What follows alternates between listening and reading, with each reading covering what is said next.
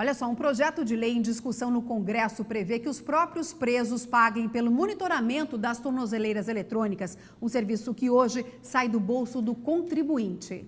Enquanto a luz está verde, tudo certo. Ficou vermelha, aí tem problema. A pessoa monitorada pode ter saído da área permitida ou fora do horário. A movimentação do preso aparece neste telão no Centro Integrado de Monitoração Eletrônica, inaugurado ontem em Brasília. A partir do momento que ele descumpriu qualquer um dos alarmes, que ele quebrou alguma das regras, a central de monitoramento é informada imediatamente. Em média, são gastos R$ 300 por mês para monitorar uma única pessoa. Hoje, no Brasil, mais de 18 mil condenados usam tornozeleiras. O gasto mensal dá mais de 5 milhões de reais. E que para essa despesa não fique no bolso do contribuinte, o Congresso resolveu agir. A nossa proposta é no sentido de que a pessoa que tenha esse tipo de condenação, de restrição de liberdade com o uso de tornozeleira, pague pela sua tornozeleira. Não é justo que o poder público fique pagando a conta dessa liberdade parcial, podemos dizer, da qual ele está usufruindo depois de ter praticado um crime. O projeto ainda precisa ser votado pelo Congresso. Prates, já conversamos, quero a sua opinião também. Prisco, uma boa tarde. Senador catarinense falando, Paulo Bauer, o que você achou desse projeto? Olha, providencial a iniciativa. Que bom que é um representante de Santa Catarina que toma a frente desse movimento. Precisa ser aprovado, né? E não apenas no Senado. Tem que ser aprovado depois na Câmara. Se não houver modificação, volta ao Senado e retorna à Câmara. Na verdade, são duas votações, primeiro no Senado e depois duas na Câmara. Mas se houver mudança na Câmara, retorna ao Senado. Então, acho que é absolutamente providencial, até porque quem usa as tornozeleiras eletrônicas tem poder aquisitivo mínimo. Não são pessoas desfavorecidas que possam bancar. São pessoas de classe média, até criminosos do colarinho branco. Nada mais justo, né, Prates? Olha, Prisco, eu gostaria que as pessoas que foram prejudicadas pelos bandidos fossem consultadas, as famílias, porque, de repente, é uma liberdade que se dá sob o eufemismo de haver um controle da tornozeleira. Primeiro, eu gostaria que me provassem que os bacanas da Lava Jato, que foram beneficiados com este uso de tornozeleira, que a tornozeleira deles tem pilha. Pilha. Que funcione. Eu gostaria que me provasse. Não, porque não sei o quê. Para um pouquinho. Senão, a fulana de tal vai para a prisão domiciliar e não vai ter acesso à internet, a celular. Bom, mas eu não nasci ontem. Então, é uma forma de liberarem muita gente, de certa forma, chancelarem o crime sob o argumento de que, não, mas eles vão pagar pela tornozeleira. Mas é só fazer uma pesquisa. Todo cara fora da lei diz, não, eu pago pela minha. E continua livre. Livre para fazer o que bem entende. Mas temos um monitoramento. Eu ia fazer o que não devia. Duvido, Ideodoro. Para um pouquinho. Aqui, nós estamos vivendo o momento do politicamente correto, vale tudo para bandido. Sim, para a população assustada e indefesa. População pobre, que se dane. É o que eles pensam e fazem.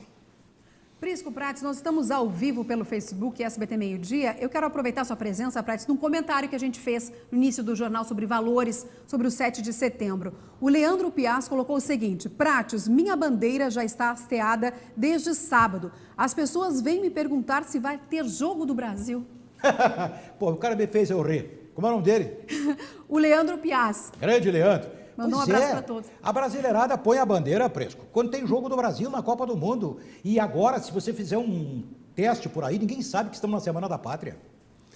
O sentimento de civismo que a gente exercia, desfrutava em plenitude quando jovens, desfilando, enquanto alunos, tudo mais, isso perdeu muito o significado, né? Acho que deixou-se de passar isso para os jovens, para as crianças. Isso é fundamental para as próximas gerações, né? Pois é, mas tem aqueles babacas que vão para os outlet nos Estados Unidos comprar produto pirateado da China. Aqui é tudo mais barato e original, produção nossa, aqui do nosso vale. Bueno, e aí? Vão para aqueles outlets em Miami, não sei mais o quê, casualmente na Semana da Pátria dos Americanos. Ai, mas que coisa linda, o 4 de julho, as criancinhas com o balão pendurado nos dedinhos. Se nós tentamos fazer aqui, é coisa para trouxa, é coisa para milico, dizem. O mesmo milico que vai defender estes ordinários safados e sem vergonhas, quando os militares internacionais vierem tomar conta definitivamente da Amazônia. Aí nós vamos reconhecer o poder das Forças Armadas. Prisco Pretz, o nosso assunto agora é a Lava Jato. Temos novidades. O Procurador-Geral da República, Rodrigo Janot, disse ontem que existe a possibilidade de anular a delação da JBS. Os empresários podem ter omitido informações. O anúncio da abertura de investigação foi feito pelo Procurador-Geral da República. No pedido, ele cita uma conversa aparentemente gravada por engano entre Ricardo Saldi e Joesley Batista em março deste ano. No diálogo de 4 horas, os dois mencionam supostos ilícitos envolvendo a participação do ex-procurador Marcelo Miller. Saldi afirma que já estaria ajeitando a situação da JF com o então procurador e Miller estaria afinado com eles. Saldi e Joesley dizem ainda que Marcelo Miller teria enviado extensa mensagem a Francisco de Assis, tentando justificar a Operação Carne Fraca. Os fatos, eu diria, os indícios dos fatos, em princípio, são gravíssimos. Gravíssimos. As insinuações são muito graves. O documento revela ainda que trechos do áudio indicam omissão dolosa de crimes praticados pelos colaboradores, terceiros e outras autoridades, envolvendo inclusive ministros do Supremo Tribunal Federal. A provável rescisão de um acordo de colaboração premiada, se ocasionada pelo colaborador, não invalida nenhuma prova. Todas as provas continuam rígidas, todas as provas continuam válidas. O único resultado negativo é para o próprio colaborador, que perde toda ou em parte a premiação que lhe foi concedida no acordo. Há controvérsias, senhor Rodrigo Janot. O senhor que foi tão descuidado e assodado ao proporcionar aquela delação premiada, camaradíssima, a esses bandidos de Goiás, da família Batista e da JBS. E um dos seus principais colaboradores, Marcelo Miller, que, segundo essas gravações, ainda seu colaborador, que merecia a sua confiança, já passava informações para a família Batista antes de se demitir do Ministério Público Federal. Então, pode sim tudo ser anulado, todas as provas recolhidas serem anuladas, porque o seu assessor direto estava vazando informações privilegiadas antes mesmo de se demitir e se jogar nos braços, via um escritório de advocacia, nos braços da família Batista. Então, agora vem o procurador dizendo que tem suspeitas sobre vários setores, inclusive a sua própria Procuradoria-Geral da República e sobre ministros do Supremo Tribunal Federal. Já está na mão do relator Edson Fachin essa gravação, que, abstraindo questões pessoais, de fórum íntimo daqueles que participaram da gravação, Ricardo Saldi e Joesley Batista, o que não for de ordem pessoal tem que ser tudo divulgado. O nome de todos os ministros do Supremo, de todos os procuradores do Ministério Público.